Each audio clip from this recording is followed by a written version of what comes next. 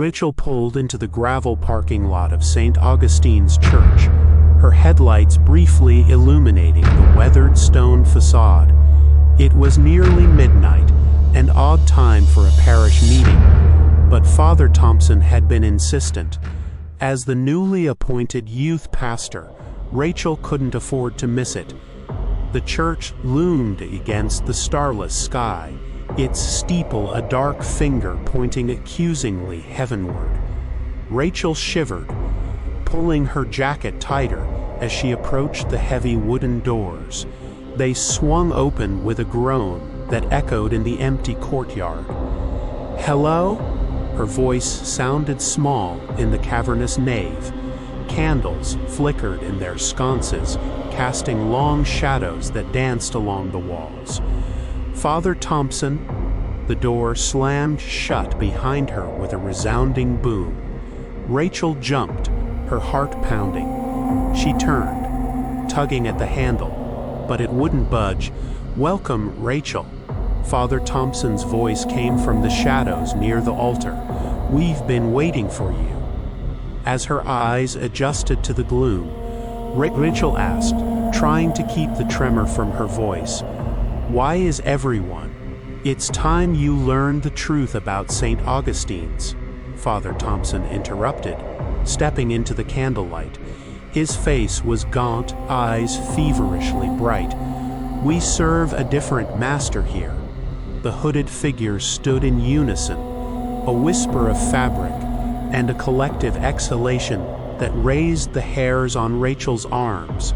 They began to chant in a language she didn't recognize, guttural and ancient. Father Thompson smiled, revealing teeth filed to points. "You see, my dear, this church was built on sacred ground, but not sacred to your God." The floor beneath Rachel's feet began to tremble. A fissure opened in the center aisle, spreading rapidly towards the altar.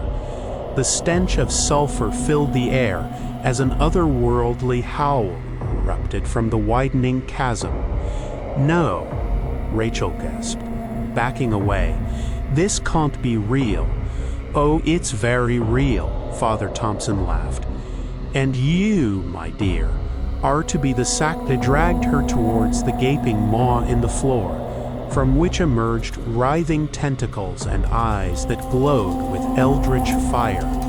As they neared the edge, Rachel saw faces in the undulating mass below. The faces of missing persons she recognized from news reports over the years. They silently screamed, trapped in a state between life and death. "Please," she begged, tears streaming down her face. "Don't do this." Father Thompson stood at the edge of the pit, arms raised in triumph. "With this offering, we shall bring about a new age of darkness."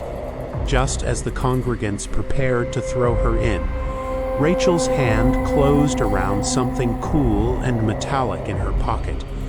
The cross necklace her grandmother had given her. In desperation, she pulled it out and thrust it towards the nightmare creature emerging from the pit. A blast of searing white light erupted from the cross. The thing in the chasm shrieked, a sound that shattered the stained glass windows and shook dust from the rafters. The hooded figures recoiled, their flesh smoke. The door burst open at her touch, and Rachel fled into the night. She drove until the sun rose, her hands shaking on the steering wheel. In the weeks that followed, Rachel tried to report what had happened, but no one believed her. When the police finally investigated, they found St. Augustine's abandoned, thick with dust, as if it hadn't been used in years.